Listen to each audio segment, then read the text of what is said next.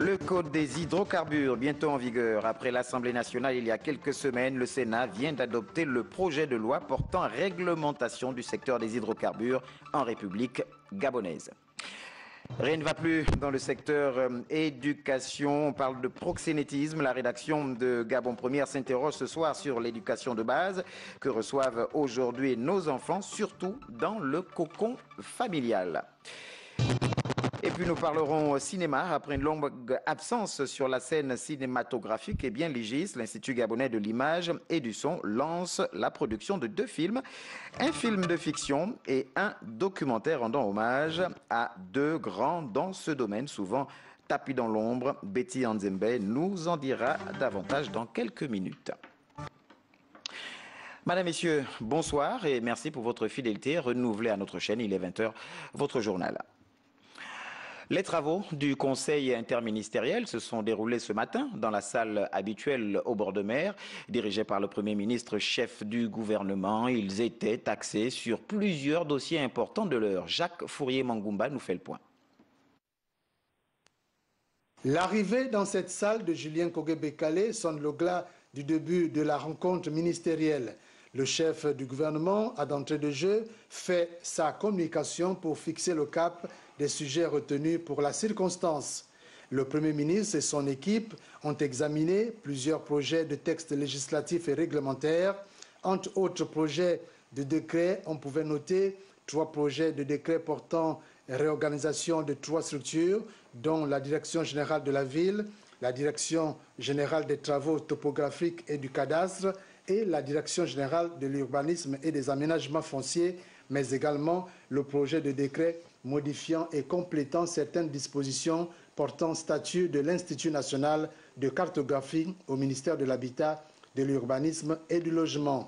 Pour le ministère du Tourisme, il était question de la création d'une plateforme e-tourisme pour la promotion de la destination Gabon. Cette plateforme digitale permettra de donner aux usagers les différentes informations relatives aux sites touristiques de notre pays. Les membres du gouvernement ont aussi passé au peigne fin les sujets d'actualité, notamment les principaux événements dans le monde et la situation intérieure du pays. Les conséquences engendrées par l'affaire du Kevazingo, longuement évoquées au cours de l'audience entre le Premier ministre, chef du gouvernement Julien Kogué-Bekale et les responsables des sociétés Precious Wood et la Somivab, c'était en présence du ministre délégué aux eaux et forêts, Franck Nguema. Ces opérateurs économiques de la filière bois sollicitent l'intervention du chef du gouvernement pour la reprise de leurs activités. David Essoumeya nous fait le point. Au Gabon, l'affaire du Kevazingo, qui défraie la chronique de l'actualité, engendre des conséquences néfastes et paralyse les activités des sociétés qui excellent dans l'exploitation forestière. Le sujet a été longuement débattu au cours de l'entrevue entre le Premier ministre chef du gouvernement, Julien Kogué-Bekale, et les responsables des entreprises Precious Woods TGI et de la Somivab, basées notamment à La Sourville à Ovendo, qui en font les frais. Il était question des conséquences suite à l'affaire de Kevazingo, qui aujourd'hui paralyse complètement notre activité, notamment notre site de Ovendo, qui depuis 15 jours est à l'arrêt faute d'approvisionnement en grumes, parce que l'administration des eaux et forêts a cessé toute activité au niveau d'Ovendo, au niveau de la brigade d'Ovendo, ce qui fait qu'on ne peut plus transférer les grumes vers notre unité de déroulage, mais également on ne peut plus exporter nos productions à partir du port d'Ovendo. Préoccupés par la situation, les dirigeants de ces sociétés sollicitent l'intervention du Premier ministre et l'indulgence du gouvernement. Notre message, c'était de demander une action rapide afin qu'on puisse retrouver nos activités normales. On a également apporté tout notre soutien à M. le Premier ministre et au gouvernement afin que ce dossier puisse trouver une bonne fin et que la filière bois puisse à nouveau fonctionner dans une normalité et une légalité qui est de mise. Face au désagrément et au manque à gagner relevé par ses hôtes, le Premier ministre Julien Kogué-Bekale a rassuré ses interlocuteurs de ce que le gouvernement entend prendre des dispositions afin de permettre la reprise en toute sérénité des activités des opérateurs de la filière.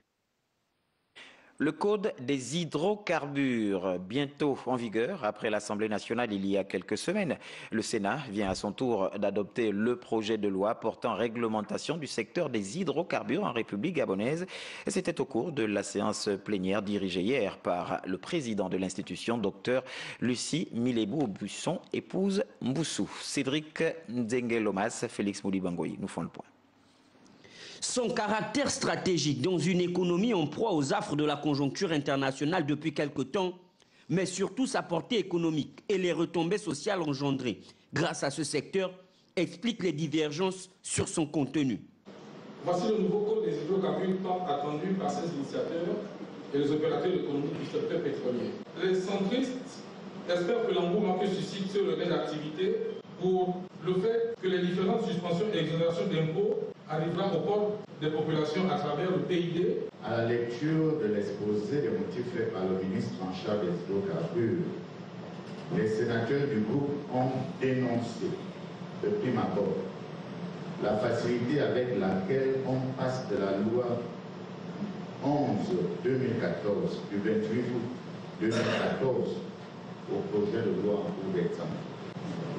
Comme l'ont constaté les collègues de la commission saisie, le projet de loi soumis au Parlement que nous devons adopter ce jour comprend des innovations majeures et intègre les préoccupations liées à l'environnement et à la protection de la nature. Déjà voté en première lecture à l'Assemblée nationale, le projet de loi portant réglementation du secteur des hydrocarbures en République gabonaise était en effet au cœur de cette séance plénière dirigée par le président du Sénat, Lucie Milebou-Busson, épouse Mboussou. Après la présentation du rapport des travaux en commission, c'est en termes identiques avec 70 voix pour et 6 abstentions qu'il sera porté.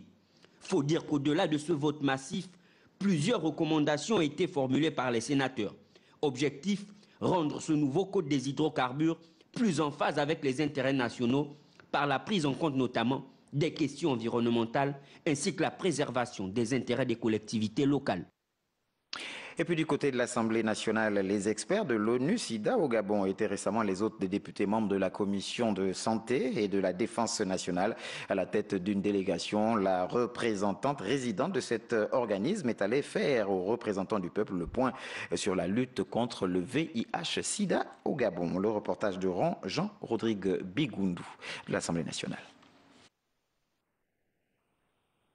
Insuffisant si ce n'est l'absence de réactifs au niveau national, confortant chaque jour l'augmentation du nombre de personnes infectées par le VIH, passant de 46 000 cas en 2012 à 56 000 en 2017, absence de financement extérieur et diminution de près de 70% du budget alloué par l'État gabonais à la lutte contre le VIH-Sida.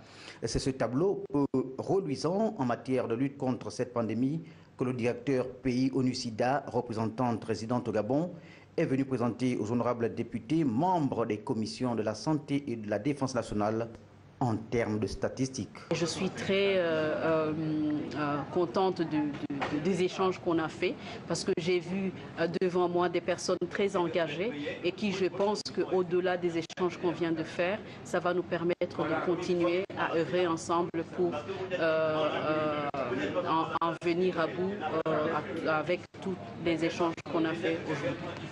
Les objectifs d'un Gabon sans sida à l'horizon 2030, selon l'expert onusienne, n'impliquent des actions conjuguées et soutenues, concrétisées par le captage de moyens financiers, matériels et humains, tant au niveau national qu'international, d'où l'implication des honorables députés. Nous aussi, en tant que parlementaires, un réseau, pourquoi pas, pourrait éventuellement être mis en place, comme dans certains pays, pour accompagner les gouvernants, pour encadrer les personnes vivant avec le VIH, parce qu'il n'y a rien de tel que d'être ignorant. Il n'y a rien de tel que d'être inconscient. Il n'y a rien de tel que d'être insouciant. Un plaidoyer qui vient à point au moment où les représentants du peuple s'apprêtent à repartir vers les leurs, chacun appelé à faire œuvre utile de pédagogie. Dans le volet santé, on parle des maladies chroniques non transmissibles, objet d'une conférence organisée par les médecins spécialistes de la sécurité et la santé du travailleur. Le but de la rencontre étant de permettre à l'employé de travailler et changer, d'être lui-même au sein de son environnement professionnel. Annick Onkassa, Tanguitsaka. Les maladies chroniques non transmissibles en entreprise et la gestion de l'aptitude médicale au centre des échanges organisés par les membres de l'association dénommée Société gabonaise de santé au travail. Nous avons voulu regrouper tout ce monde aujourd'hui afin en fait de parler de la maladie chronique et l'aptitude en entreprise parce qu'en fait elle devient l'une des principales causes de mortalité et de morbidité, donc d'incapacité à travailler. Les experts du Gabon et de la sous-région ont présenté les stratégies pour vivre et travailler avec les maladies chroniques. Instituer au sein des entreprises d'abord une politique de gestion de ces maladies chroniques, à savoir favoriser la pratique sportive, favoriser l'entraide, mettre en place des cantines avec une politique nutritionnelle bien équilibrée et surtout penser également aux familles parce que le travail appartient à une famille, à une organisation, à une communauté. Donc tout ceci constitue des éléments clés pour vraiment favoriser la diminution mais également lutter de façon efficace contre les facteurs de risque. Proposer des recommandations aux différents acteurs économiques, donc les sociétés, employeurs comme les employés dans l'éducation sanitaire. Cette première édition de la Journée nationale scientifique a pour mission de faire la promotion de la santé au travail et favoriser la formation à la recherche. Pour sa part, le département de recherche sur les dynamiques sociales vient d'organiser une conférence débat à l'université Omar Bongo de Libreville. Les accords de défense entre le Gabon et la France, un thème qui a permis à la conférencière de revisiter les contours de la problématique. Le point avec Bélin Betikita et Jean-Pierre Moussouami. Les accords de défense entre la France et le Gabon, tel est le thème de la présente conférence débat ici au département de recherche sur les dynamiques sociales de l'université Omar Bongo, animée par le docteur Mireille Mengue Moto, spécialiste des questions de défense en Afrique subsaharienne. Les Gabonais doivent être éclairés sur les relations entre notre pays et l'ancienne puissance coloniale pour que nous nous inscrivons dans la vision de Voltaire qui dit « plus les gens seront éclairés et plus ils seront libres ». L'accord signé en 1960 qui autorisait la France à intervenir en cas de situation confuse ou conflictuelle semble aujourd'hui montrer ses limites. Les accords de défense qui ont été initiés en 1960 sont des accords, pour ma part, qui portent atteinte à notre souveraineté. Et qu'à partir de 2010, le Gabon et la France avaient décidé de revoir ces accords. Il faut dire que ce rendez-vous du donner et du recevoir a donné l'occasion au public de découvrir le département de recherche sur les dynamiques sociales de l'université Omar Bongo. C'est un des 5 instituts qui constituent le CNREST, c'est-à-dire le Centre national de recherche scientifique et technologique. Il a en son sein 8 départements, dont celui de recherche sur les dynamiques sociales, qui est un département qui regroupe des psychologues, des sociologues et des anthropologues. La réflexion universitaire porte désormais sur la contextualisation et l'adaptation de ces accords au contexte de la mondialisation et des réseaux sociaux. Les questions de développement de la cité au centre de cette séance de travail ce jour à l'hôtel de ville de Libreville entre le maire de la commune et l'ambassadeur du Liban. Le point avec Charline Ouora Pirabimi et Aldo Thierry Mandaka. L'entretien entre les deux autorités a porté essentiellement sur la possibilité d'accroître les échanges entre Libreville et Beyrouth en matière de développement socio-économique. Monsieur le maire envisage de voyager au Liban bientôt. C'est pour cela qu'on est en train maintenant de voir les sujets d'intérêt commun. Et principalement, c'est le jumelage de nos deux capitales.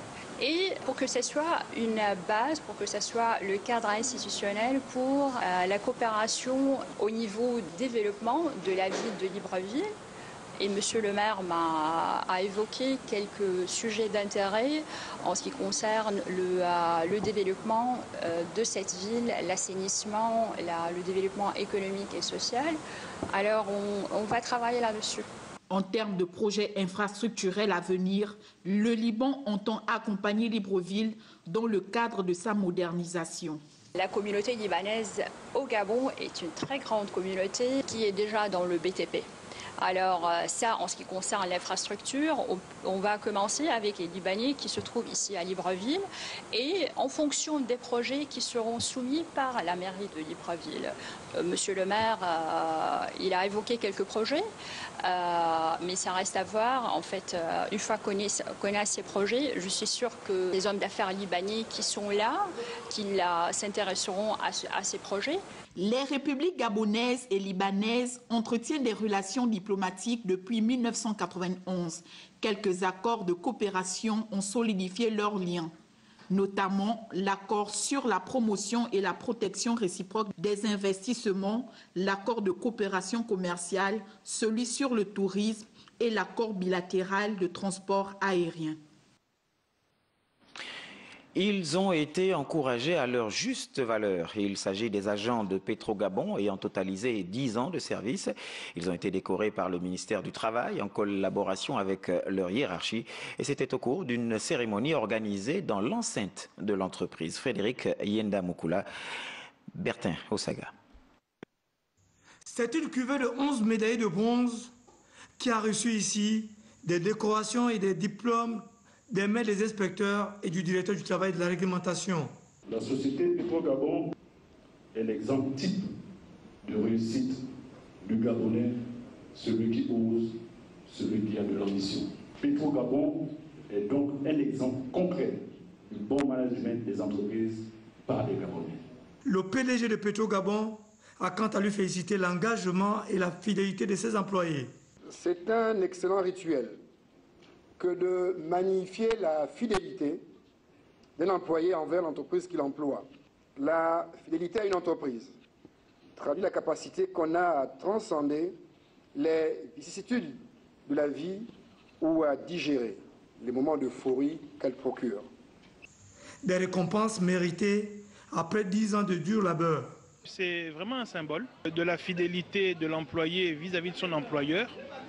Mais c'est aussi une reconnaissance par l'employeur du travail accompli pendant autant d'années, la participation à ses objectifs, à sa vie et à son développement. Après avoir travaillé pendant toutes ces années, c'est vrai que cela n'a pas été facile, mais chaque jour, avec l'aide de Dieu et par sa grâce, aujourd'hui, nous sommes arrivés à être récompensés. Oui, j'ai commencé à Petrogabon en 2009.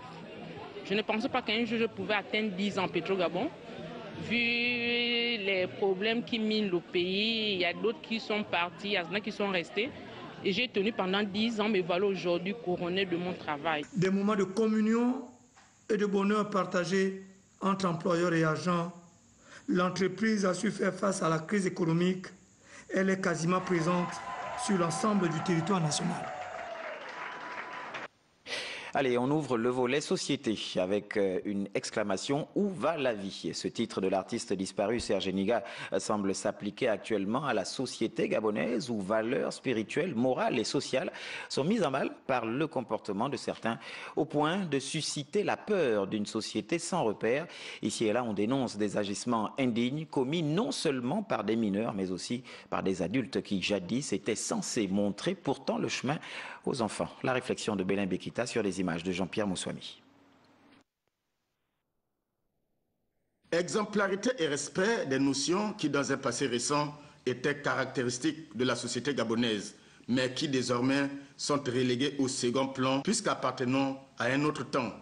Aujourd'hui, enseignants, guides spirituels et religieux semblent avoir perdu le mythe qui jadis les différenciait du commun des mortels. Toute chose qui pourrait expliquer en partie la dérive morale actuellement observée. Il n'y a pas que la délinquance des jeunes, il y a la délinquance des adultes. Or, les adultes ont un rôle fondamental dans une société, c'est de socialiser, d'éduquer, de transmettre les normes et les valeurs aux jeunes.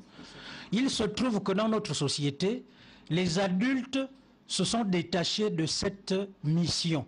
Et du coup, on assiste à cette dérive qui fait qu'aujourd'hui, puisqu'il n'y a pas de sanctions, dans un milieu, dans un environnement social où les gens ne sont pas sanctionnés, qu'est-ce qui devient? C'est de la jungle.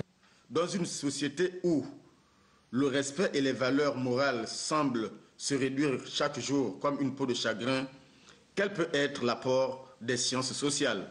Mais là, il faut que les gouvernants qui, eux, dirigent l'institution suprême, qui a le monopole des moyens financiers, administration et autres, veuillent appeler des gens, des experts, des spécialistes des sciences humaines pour leur expliquer la réalité des âmes gabonaises. Certes, l'évolution de la société et l'émergence de nouveaux modes de vie et de pensée n'autorisent guère le retour à la tradition et au rite initiatique, mais il est aussi urgent et grand temps de proposer de nouveaux schémas de société afin de ne pas plonger les générations futures dans un moule de pensée dont ils auront du mal à en sortir, fait d'inquiétude, de doute et de religiosité.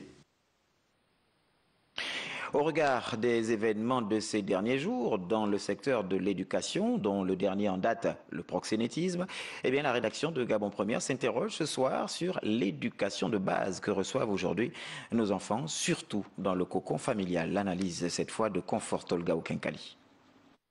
L'éducation est à la base de tout développement d'une société et par conséquent, elle est l'affaire de toute la nation. Au Gabon, la politique en matière d'éducation a été tout le temps guidée par l'impératif d'un accès démocratique à l'école où dès 6 ans, jeunes filles et garçons sont sur le même banc de l'école. Une éducation qui connaît aujourd'hui plusieurs difficultés liées à l'insuffisance d'infrastructures et d'enseignants et de tout autre moyen d'encadrement technique devant participer à l'épanouissement d'un élève. L'élève, qui est avant tout cet enfant grandi au sein d'une cellule familiale depuis sa naissance jusqu'à l'âge adulte, éduqué en général par les géniteurs en dehors du gouvernement et de la société qui ont aussi leur rôle à jouer. Les choses se désagrègent alors rapidement en termes d'éducation de base.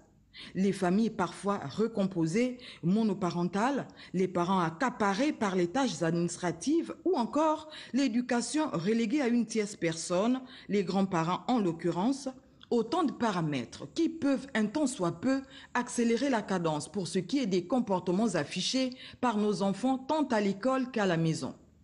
Une éducation qui détourne les jeunes de l'essentiel.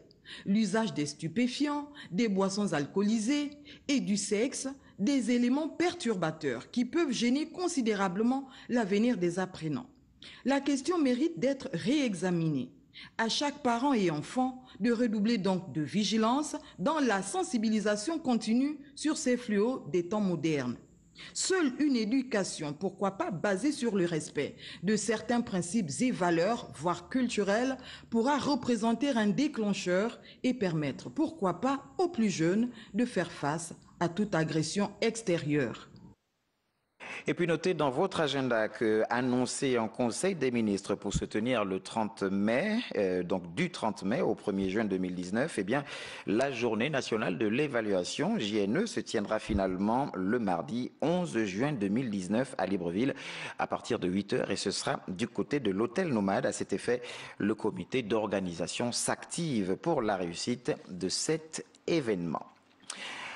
Allez, on parle culture. Après une longue absence sur la scène cinématographique, l'Institut gabonais de l'image et du son, IGIS, lance la production de 2 films, un de fiction et un documentaire, rendant hommage à 2 grands dans ce domaine, souvent tapis dans l'ombre. Sur les lieux du tournage, Betty Nzembe et Bertin Osaga. Action! Il m'a pourtant dit qu'il devait la ramener avant 12 h. Ah, tu es morte. La fête des mères, nous... Je dis que toi, petite fille, ne reviens pas ici. Tu es morte. Non, mais c'est parce que... Comme ça, quelqu'un cheveux nous volait l'enfant dessous tes yeux. Hein? Mon Dieu, comment le fait avec mon enfant? Il peut fuir.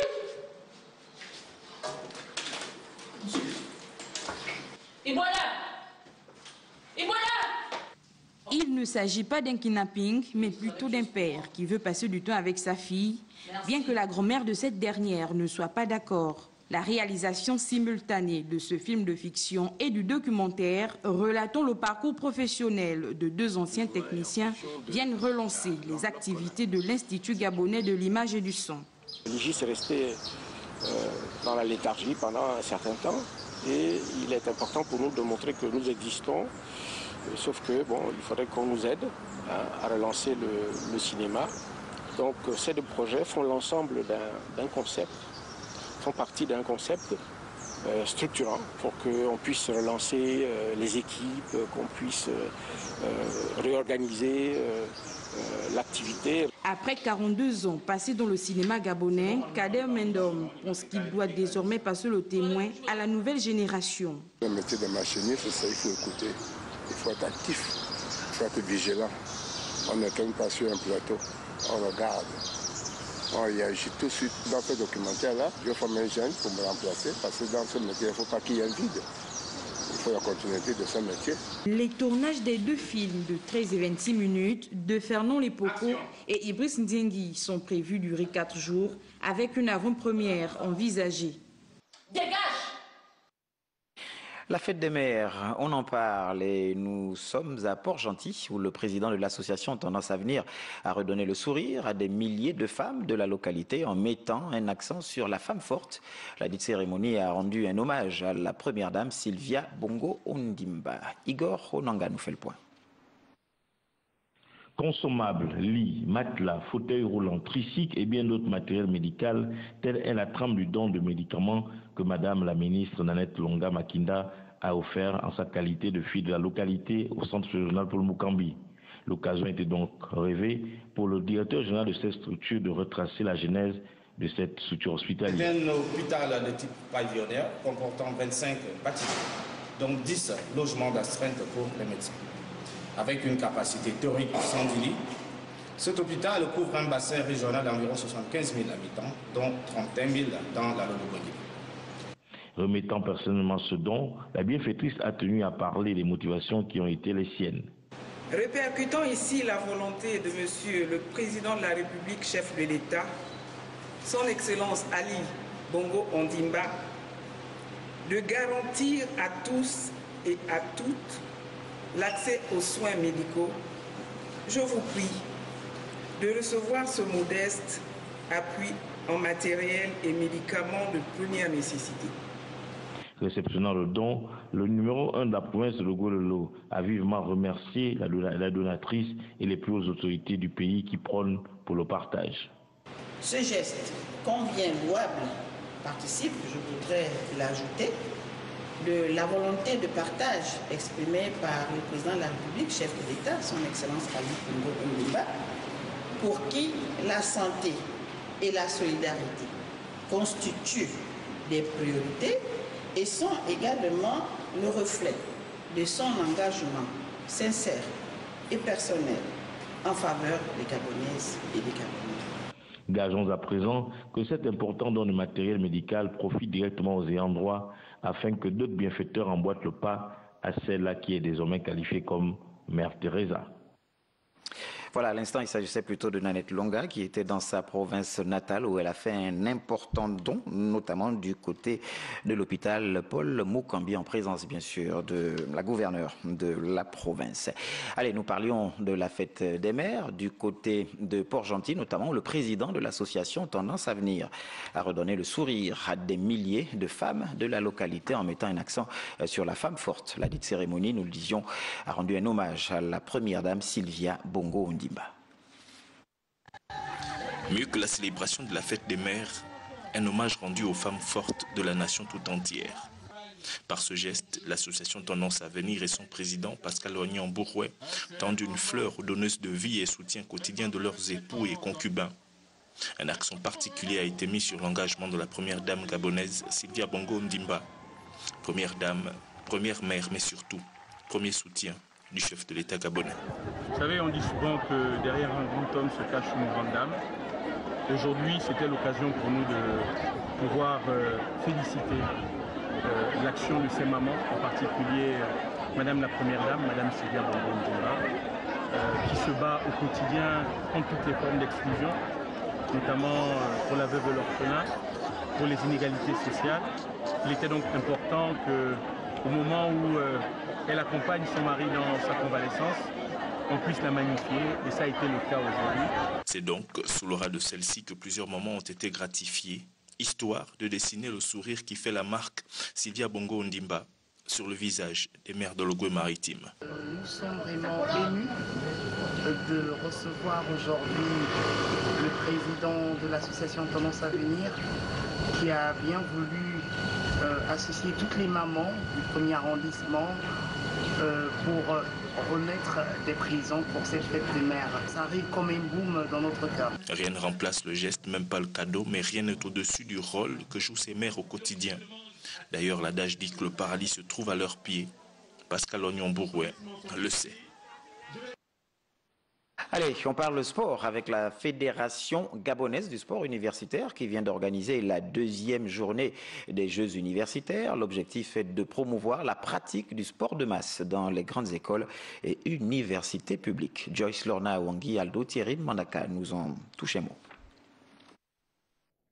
Le sport scolaire et universitaire, facteur d'épanouissement chez les apprenants. C'est donc pour maintenir ce concept que se tiennent les 2e journées des Jeux universitaires. Un rendez-vous sportif organisé avec le concours de la Fédération gabonaise du sport universitaire qui veut, entre autres, de promouvoir, entre autres, la pratique du sport de masse et de compétition dans les grandes écoles et les universités publiques et privées afin de sceller un maillage entre non seulement le sport et les activités intellectuelles, mais aussi entre les partenaires privés et la force publique pour faire bénéficier de manière féconde à notre jeunesse, trop souvent sevrée de divertissements nobles. Un rendez-vous qui se veut le lieu de détection des talents en milieu universitaire et surtout répond à plusieurs attentes.